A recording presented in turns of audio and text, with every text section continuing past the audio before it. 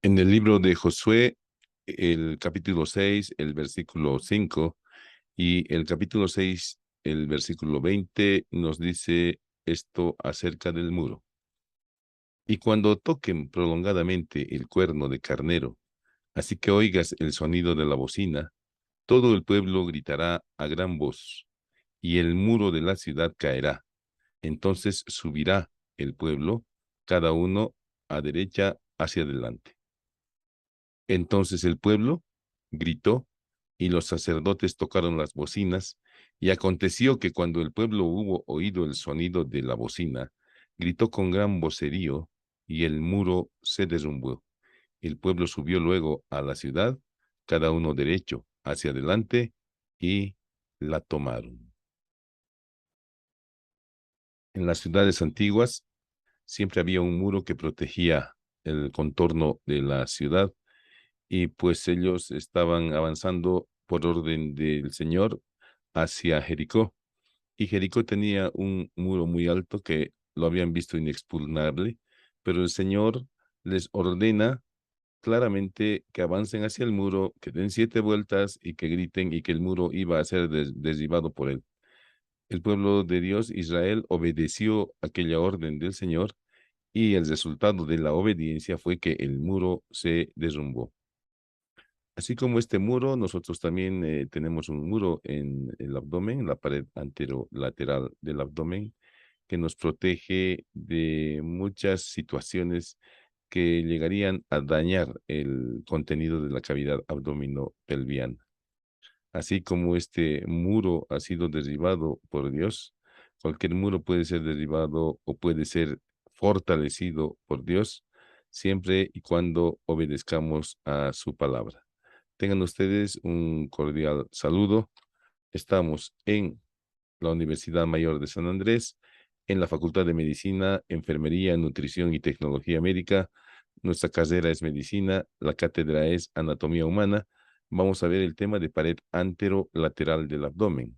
El que les habla es José María Ortiz Rodríguez, docente titular emérito de la cátedra de anatomía, especialista en anestesiología, reanimación y dolor, psicopedagogía, actual presidente de la Asociación Boliviana de Anatomías. Y aquí tenemos una imagen precisamente de lo que vamos a estudiar hoy, que es la pared anterior y lateral del abdomen. Pues esta pared anterolateral del abdomen está constituida esencialmente por músculos, los músculos de la pared anterolateral del abdomen, y como en todas las regiones del cuerpo, vamos a encontrar además superficialmente a los músculos, los tejidos celular subcutáneo, la piel, los vasos superficiales que se encuentran formando parte de este muro, que tal como habíamos mencionado ya, se encuentra protegiendo los órganos de la cavidad abdominopelviana. Característicamente, en la pared anterior de la pared anterolateral del abdomen encontraremos al ombligo. Pues bien, las presiones externas podrían lesionar las vísceras intraabdominales. Tenemos vísceras muy friables, como son el hígado y el vaso, algunas no tan friables, pero que pueden ser aplastadas y estallar, como el páncreas, los riñones, y los mismos intestinos tienen cierta labilidad a compresiones si son demasiado exageradas. Entonces, ante la presión externa, tenemos este muro que es la pared anterolateral del abdomen, formado esencialmente por músculos. Sin embargo, también puede haber presiones de la parte interna hacia la parte externa que pueden debilitar el muro y producir algunas salientes llamadas hernias. Entonces, la pared anterolateral del abdomen es muy importante desde el punto de vista de protección de los órganos, y desde el punto de vista de la protección de los órganos, pues debemos cuidarla para que no sea protruida por los mismos órganos. En la pared anterolateral del abdomen, lo primero que vamos a encontrar y describir es la topografía abdominal en la proyección de superficie de la misma.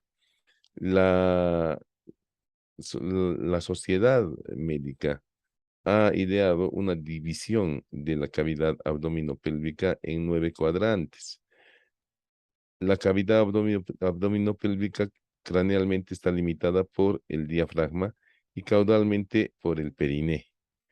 En la pared anterior del abdomen, entonces, para delimitar estos cuadrantes, trazamos dos líneas verticales que parten de la parte media de la clavícula.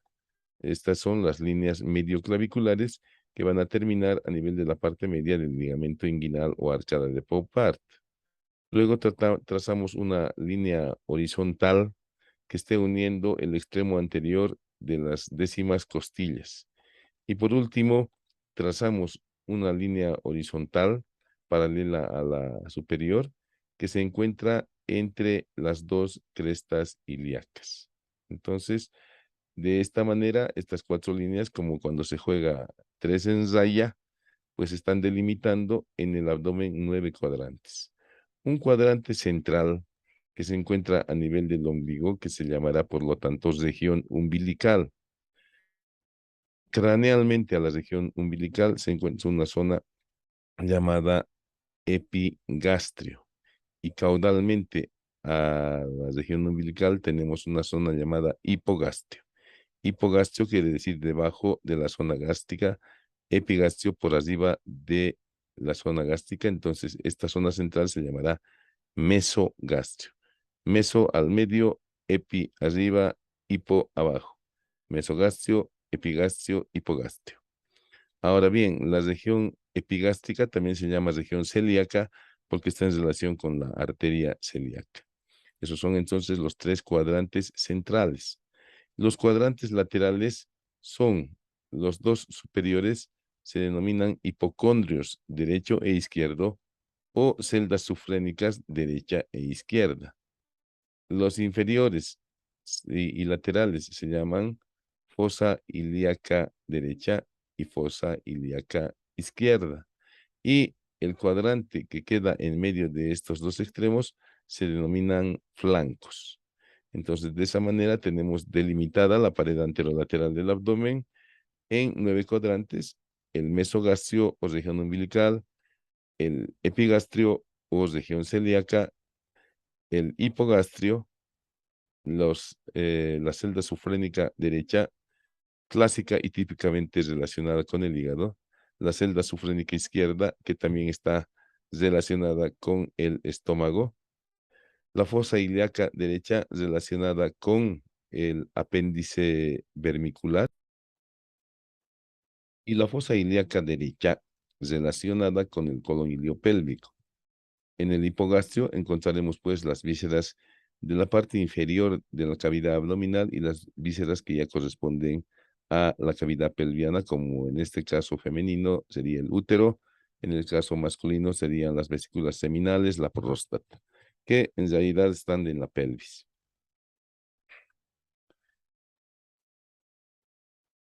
La Sociedad Americana de Cirugía ha tratado de hacer una nueva clasificación dividiendo la pared anterolateral del abdomen y la profundidad en estos cuatro cuadrantes por medio de estas dos líneas que atraviesan a nivel del ombligo, una verticalmente y la otra transversalmente. Sin embargo, esta división de la pared anterolateral del abdomen no ha tenido mayor apoyo y progreso. Entonces nosotros cuando conocemos los 9 cuadrantes podemos correlacionar con los órganos que se encuentran en profundidad, como ya habíamos ido adelantando. En el mesogastrio encontraremos solamente las asas intestinales delgadas y más profundamente el cruce de los uréteres en dirección hacia la pelvis. En el epigastrio o región celíaca encontraremos la arteria celíaca, parte del hígado, que es una víscera muy grande. Típicamente el hígado se encuentra en el hipocondrio derecho, pero como verán ustedes en esta imagen, está invadiendo también el epigastrio o región celíaca e incluso invade el hipocondrio izquierdo. En la parte inferior del epigastrio, perdón, encontraremos a el páncreas con su cabeza y parte de su cuerpo. En el hipogastrio encontraremos típicamente las arterias hipogástricas, encontraremos parte del colon iliopélvico, el recto, la vejiga y el útero en el sexo femenino. En el flanco derecho encontraremos el colon ascendente, en el flanco izquierdo el colon descendente junto con el riñón. Y en la fosa ilíaca derecha encontraremos el ciego con el apéndice. Es así que hay diferentes autores que han ideado puntos para localizar la base del apéndice. El punto más conocido es el punto de McBurney, que se lo traza o que se lo localiza trazando una línea que una la espina ilíaca anterosuperior con el ombligo, como está aquí en inglés, navel, ¿no? Y en la unión de los dos tercios mediales con el tercio lateral se encuentra este punto identificado y descrito por este autor, McBurney, y cuando existen procesos inflamatorios o infecciosos del apéndice, pues la base del apéndice se hace muy dolorosa y un signo de confirmación de que existe apendicitis es presionar el punto de McBurney. Sin embargo, no es el único punto para determinar apendicitis. ¿Qué podemos hacer desde el punto de vista clínico en la pared anterolateral del abdomen? Lo primero que hacemos cuando estamos frente a un paciente es pues inspeccionar cómo está el abdomen. Y el abdomen puede estar plano, blando, depresible, no doloroso, o puede estar abombado.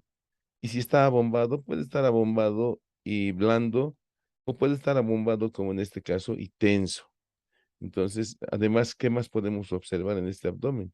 Vemos vemos unas líneas de un color más o menos rojizo que nos están demostrando y nos están hablando de trayectos vasculares o de trayectos de ruptura de fibras de la piel. Algo que podemos observar también en la pared anterolateral del abdomen es el ombligo. Y en el ombligo podemos ver la protrusión de algún tejido en alguna ocasión, y esa es una hernia. O podemos ver el límite entre los dos rectos abdominales que se puede estar separando, formando lo que se conoce con el nombre de diástasis de los rectos, separación de los rectos que terminará en una hernia. Podemos ver el color de la piel y ahí está el ombligo y estamos viendo que existe en este caso equimosis alrededor del ombligo que se prolonga lateralmente a manera de un cinturón. Este es es la típica equimosis en cinturón que es patognomónica de pancreatitis. También podemos observar la presencia de estas varicosidades subcutáneas alrededor del ombligo. Esta presencia de varicosidades subcutáneas alrededor del ombligo nos están hablando de una lesión grave en el hígado que está produciendo aumento de la presión en la vena porta, y ese aumento de presión en la vena porta está formando estas varices alrededor del ombligo a manera de una cabeza de medusa. Y vean ustedes aquí en la observación vemos que el abdomen está abombado, pero que además en la parte inferior presenta un color muy rojo que nos está hablando de una infección o un absceso localizado profundamente. Y si nosotros pudiésemos palpar, pues veríamos la diferencia de temperatura entre la parte de los miembros y la parte del abdomen.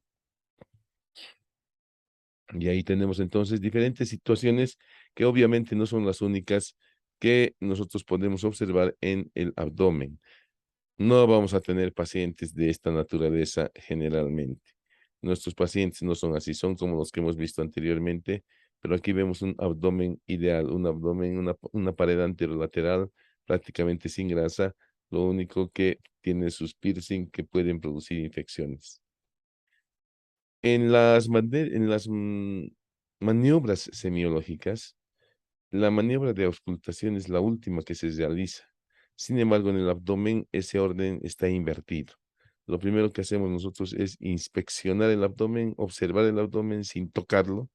Luego auscultamos el abdomen para ver cómo están los sonidos hidroaéreos y posteriormente se puede proceder a la palpación. El paso lógico es inspección, palpación, percusión y auscultación. Así está descrito en los libros de semiología, pero en el abdomen no. Primero es la auscultación y luego viene la palpación. En este caso, vean, esta mano está en el borde costal derecho, está buscando aumento de volumen del hígado. Y así como buscamos aumento de volumen del hígado en el borde costal derecho, podemos buscar aumento del volumen del bazo en el borde costal izquierdo o masas que pueden estar presentes en cualquiera de los cuadrantes, en el epigastrio, en el mesogastrio, en el hipogastrio.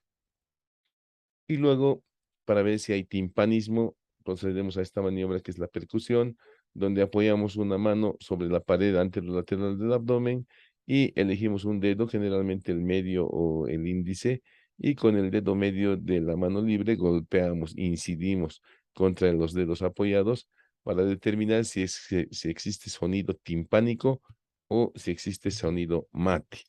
El sonido timpánico nos estará hablando de presencia de gases y el sonido mate nos estará hablando de presencia de masas tumorales o líquido. La observación de la pared anterolateral del abdomen también nos dará datos directos e indirectos de la cantidad de tejido adiposo acumulado en la pared anterolateral y en la cavidad abdominal.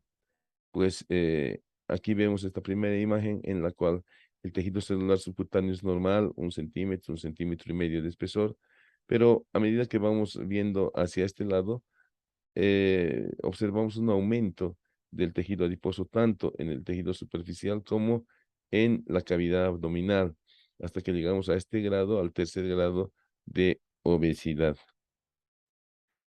Vamos a encontrar en la pared anterolateral del abdomen diferentes planos hasta llegar a la cavidad abdominal. En primer lugar, vamos a encontrar la piel.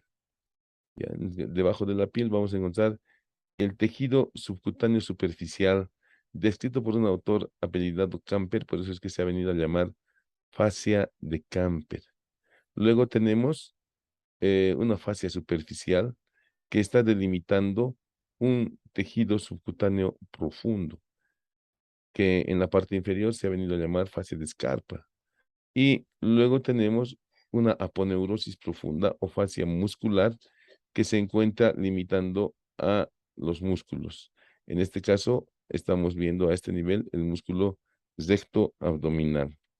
Y profundamente al músculo recto, pues encontraremos la fascia transversal, ¿no? Nuevamente vemos los diferentes planos. En cirugía de abdomen es importante acordarnos de estos planos para reconstituirlos después de haber abierto estos planos. Y también se abre por planos. En primer lugar hemos mencionado la piel, luego el tejido celular subcutáneo, la aponeurosis muscular, ¿no? Hay una fascia profunda, hay una fascia superficial, pero aquí vemos la aponeurosis muscular. Ya estamos viendo las aponeurosis del oblicuo externo, del oblicuo interno, del transverso del abdomen y luego vemos el plano muscular, en este caso el recto abdominal, pero también están los otros músculos en este plano abdominal.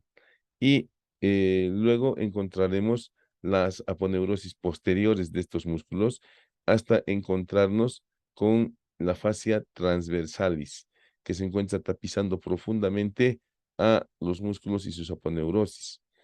Profundamente a la fascia transversalis encontraremos una capa de tejido adiposo llamado tejido extraperitoneal. Y por último, encontraremos el peritoneo, que está directamente en asociación o limitando la pared, o mejor dicho, la cavidad abdominal. En esta imagen vemos nuevamente los planos con un poco más de detalle. Aquí tenemos la piel, como ustedes podrán observar, tiene pues todas las características de una piel. Inmediatamente por debajo de la piel encontraremos la capa o tejido adiposo superficial que ya habíamos mencionado, que es la fascia de Camper. Luego tenemos el tejido celular subcutáneo superficial membranoso. Este tejido membranoso es el que se denomina fascia de Scarpa. Clásicamente estos dos tejidos se conocen así, ¿no? La fascia de Camper, la capa de tejido subcutáneo adiposo, y la membranosa, que es la fascia de Scarpa. Luego tenemos una delgada capa de tejido adiposo profundo. Luego tenemos la capa subcutánea profunda. Y por último tenemos la aponeurosis, que aquí se le ha puesto con el nombre de epimicio anterior del oblicuo mayor. Entonces, esos son los planos cuando se tiene que hacer una cirugía con mucho detalle.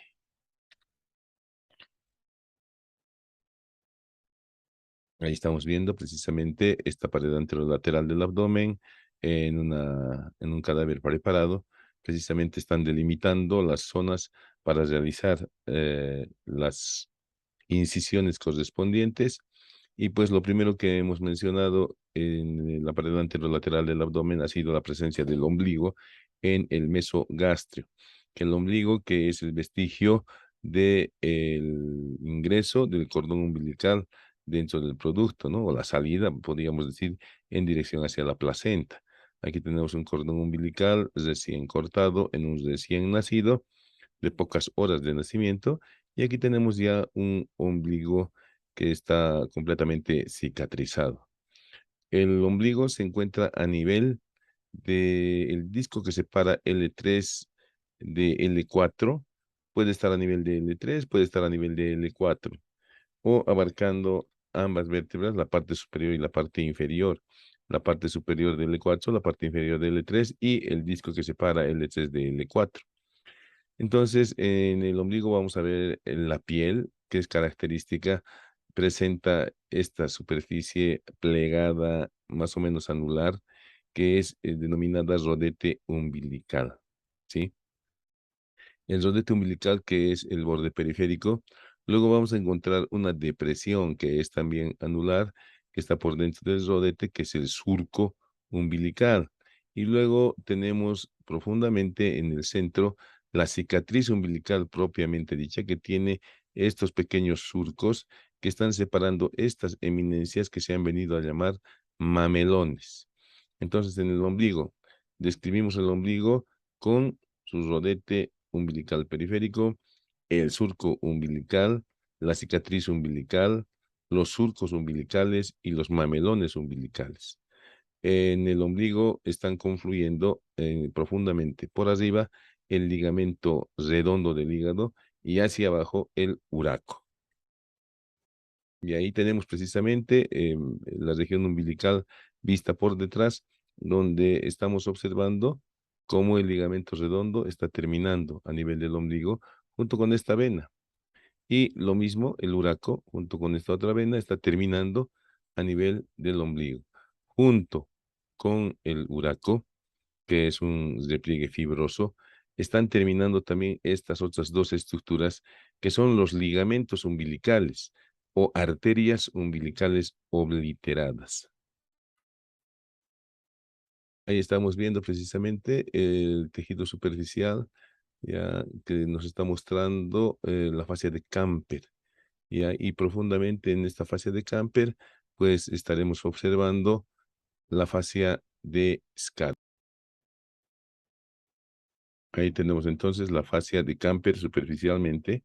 Y una vez que nosotros levantamos esta fascia de Camper profundamente, encontraremos la fascia de Scarpa, la ponerosis superficial. Y aquí directamente, por tratarse de una pared relativamente magra, estamos encontrándonos directamente con la aponeurosis del oblicuo mayor.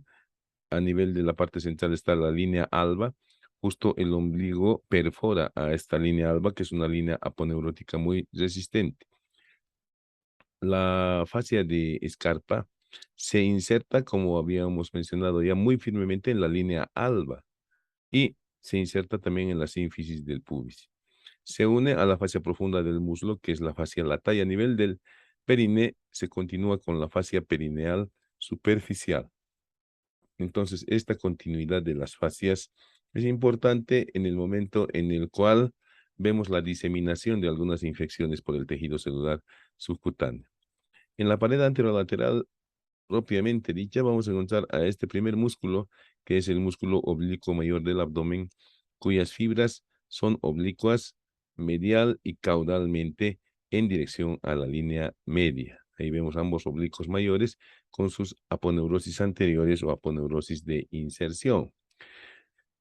Y pues sobre el oblicuo mayor está el tejido celular subcutáneo, donde vamos a encontrar la irrigación superficial formada por la arteria subcutánea abdominal y las ramas superficiales de la epigástrica inferior. Y las venas también están siguiendo el mismo trayecto que las arterias, sin embargo, a nivel del tejido celular subcutáneo, forman este enmallado. Aquí vemos una vena que está uniendo la vena axilar con la vena femoral. Esta es la vena tóraco-abdominal y sus confluentes. Aquí vemos esta vena que está en el ligamento redondo del útero, que en ocasiones se permeabiliza y hace que estas venas superficiales se dilaten y hagan varices. Hemos dicho que eso se llama cabeza de medusa. Y aquí tenemos una visión panorámica y completa de la pared anterolateral del abdomen y la cavidad abdominal. La pared anterolateral formada por los músculos rectos abdominales hacia adelante, las aponeurosis de los músculos oblicuo mayor, que es este superficial, oblicuo menor y transverso. Y en la parte posterior, podríamos mencionar la pared abdominal posterior formada por la columna vertebral, por el músculo psoas y por el músculo cuadrado lumbar. Ahí estamos viendo precisamente nuevamente la pared anterolateral del abdomen, la pared anterior, donde están los rectos envueltos por las aponeurosis de inserción de los músculos oblicuo mayor, oblicuo menor y transverso, que van a terminar en esta línea aponeurótica llamada línea alba, en la línea media de la pared anterior del abdomen. El músculo que se encuentra en la región anterior es el músculo recto abdominal, que es un músculo poligástrico. Generalmente tiene 3 vientres musculares. Aquí vemos que tiene 1, 2, 3, 4, hasta 5. Y por delante y debajo en el músculo abdominal vamos a encontrar al músculo piramidal. El músculo piramidal que, según algunos autores anglosajones, es inconstante, en nuestro medio es muy constante. En todas las cirugías que he observado en el abdomen bajo, en el hipogastrio, siempre hemos encontrado al músculo piramidal, y lo propio podríamos mencionar de las disecciones cadavéricas, siempre se encuentra el músculo piramidal. Entonces, el recto abdominal está en la parte anterior, es un músculo poligástrico. Entre los dos rectos abdominales se encuentra esta aponeurosis de inserción, que es la línea alba, que se extiende desde el apéndice sifoides hasta el borde superior del pubis. No es estrecha, mide aproximadamente 1 a 2 centímetros de ancho la línea alba y aproximadamente medio a 1 centímetro de espesor. Y a los lados se encuentra el músculo recto abdominal, que vamos a ver que está envuelto por las aponeurosis de los músculos adyacentes. Ahí está precisamente una imagen real del recto abdominal con 1, 2, 3 vientres y 1, 2 tendones intermedios, y separados ambos rectos por la línea alba y cubiertos por la aponeurosis de inserción del oblicuo mayor y del oblicuo menor. Aquí tenemos las inserciones del recto abdominal. Vemos primero que se está insertando en el esternón, se inserta en los arcos costales 5, 6 y 7. Entonces, esas son las inserciones: esternón, parte inferior en el apéndice sifoides, arcos costales 5, 6 y 7. En realidad, los cartílagos vendrían a ser específicamente. Y hacia abajo se está insertando en el pubis. Entre el ángulo del pubis y el tubérculo del pubis se encuentra la inserción del músculo recto abdominal. Este es un esquema que nos muestra la parte superior del recto abdominal. Podríamos mencionar que sería esta zona, región supraumbilical. Y este es un esquema que nos muestra el recto abdominal en un corte transversal en la región infraumbilical. Vemos entonces que el músculo oblicuo mayor, con su aponeurosis de inserción, cruza con toda su aponeurosis por delante del músculo recto abdominal y termina insertándose en la línea alba. El oblicuo menor, al llegar al borde externo del recto abdominal, se divide en 2 láminas. ¿Ya? La aponeurosis del oblicuo menor se divide en 2 láminas, una lámina anterior que pasa por delante del músculo recto y una lámina posterior que pasa por detrás del músculo recto. Ambas láminas vuelven a unirse al insertarse en la línea alba. Y por último, en esta parte supraumbilical, vemos que la aponeurosis del transverso también está pasando completamente por detrás del músculo recto para terminar en la línea alba. En la región infraumbilical, esta aponeurosis del transverso y esta hoja posterior de la aponeurosis del oblicuo menor se unen y se dirigen hacia adelante, de tal manera que en la parte inferior del abdomen, el recto abdominal profundamente solamente está cubierto por este tejido que está aquí de color café, que se denomina fascia transversalis, porque todas las aponeurosis de revestimiento y de reforzamiento en el tercio inferior pasan por delante y al dirigirse hacia adelante forman un repliegue que tiene la forma de un arco. Este repliegue que es el ligamento arqueado o arciforme y que también se ha venido a llamar arco de Douglas, que se continúa lateralmente con este ligamento que es el ligamento interfoveolar o ligamento de Hesselbach.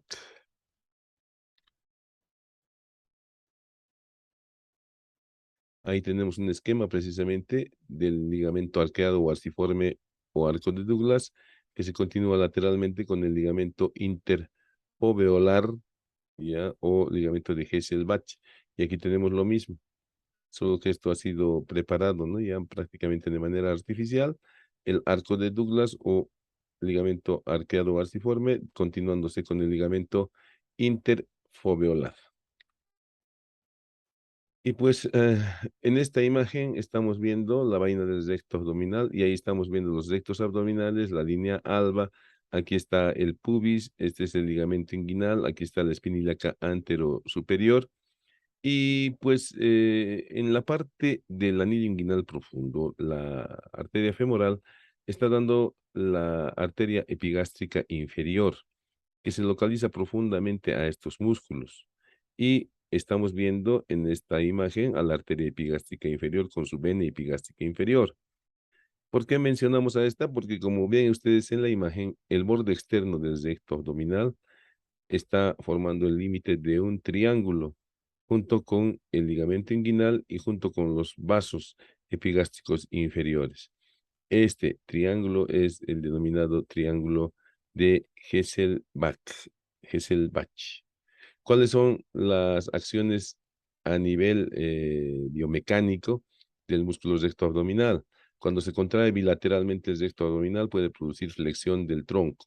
Cuando se contrae unilateralmente produce inclinación del tronco hacia el lado contraído. Ahora tienen acciones globales junto con los otros músculos y esa acción global en realidad es simplemente el aumento de la presión intraabdominal para las diferentes acciones que se requieren que esté aumentada la presión intraabdominal. El músculo lateral que vamos a ver en primer lugar es el más superficial de todos, es el oblicuo mayor. Como ya habíamos adelantado, sus fibras son oblicuas medial y caudalmente. El músculo oblicuo mayor se origina de la cara externa de las 6 últimas costillas, ¿ya? De las 6 últimas costillas se origina también en la cresta ilíaca, en el labio externo de la cresta ilíaca y en el ligamento inguinal, en el tercio externo del ligamento inguinal. Y de ahí sus fibras aponeuróticas se dirigen hacia la línea alba. Estas fibras aponeuróticas de inserción terminan pasando todas por delante del recto abdominal e insertándose en la línea alba. Esa es su inserción en la línea alba y tiene otra inserción que es la inserción pubiana que está delimitando precisamente los pilares de este anillo inguinal superficial. Ahí tenemos un detalle del oblicuo mayor, ahí están las últimas costillas, 5, 6, 7, 8, 9, 10, 11 y 12. Y ahí están sus digitaciones, la cresta ilíaca, el ligamento inguinal, y ahí está su inserción en la línea alba, la inserción en la línea alba, ahí está la inserción en las costillas, y por último, la inserción en el pubis, que se realiza por medio de una prolongación medial al anillo inguinal, que se le llama pilar medial, y otra que está por fuera, que es la prolongación lateral o pilar lateral de este anillo inguinal superficial. Posteriormente vamos a encontrar otras fibras que están formando el pilar posterior, pero estas fibras del pilar posterior proceden del oblicuo mayor del lado opuesto, del oblicuo mayor contralateral. De esta manera, las inserciones pubianas del oblicuo mayor están formando el anillo inguinal superficial. Repito, las inserciones pubianas del oblicuo mayor están formando el anillo inguinal superficial, porque el oblicuo mayor, al insertarse en el pubis, característicamente lo hace por medio de estos tres pilares: el pilar medial, el pilar lateral y el pilar posterior, que procede del oblicuo mayor contralateral. Ahí estamos viendo nuevamente en esta imagen el anillo inguinal superficial. Ahí está el pilar lateral. Bueno, es este porque está cortado. El pilar lateral, el pilar medial y el pilar posterior, que no se lo observa porque viene del oblicuo contralateral.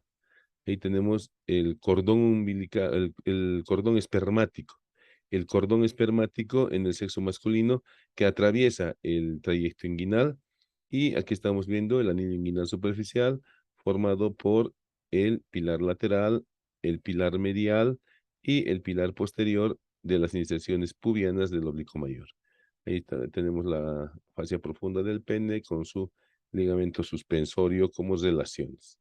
Y nuevamente, el separador de Farabev está traccionando el cordón espermático, que está aquí con el número 1.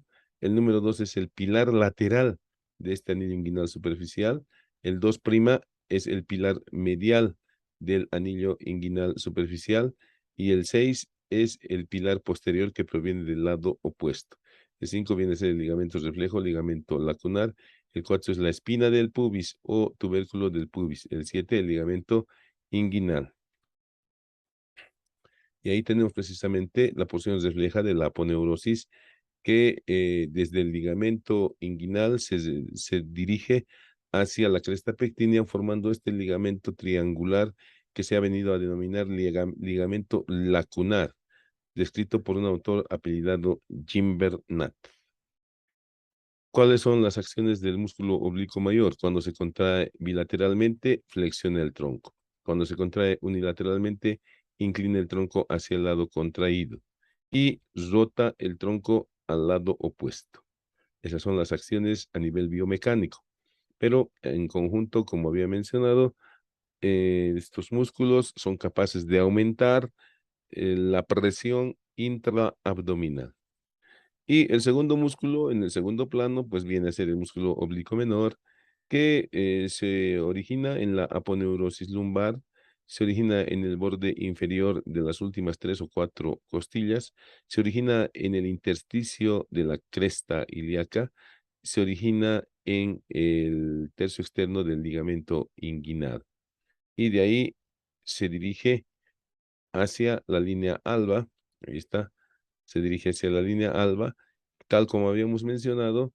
Al llegar al borde externo del recto abdominal, se divide en una lámina superficial y en una lámina profunda. Ambas pasan por delante y por detrás del recto abdominal respectivamente, para ir a insertarse en la línea alba, y al estar cruzando el recto abdominal, pues están siendo parte de la estructura de la vaina de los rectos.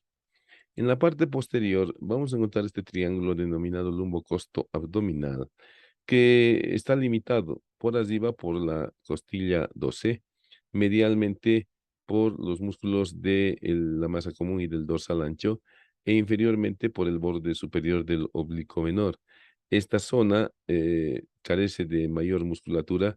Directamente estamos encontrándonos con la aponeurosis profunda, y pues es susceptible de que en esta zona se ocasionen hernias. ¿Cómo se inserta en el pubis el músculo oblicuo menor?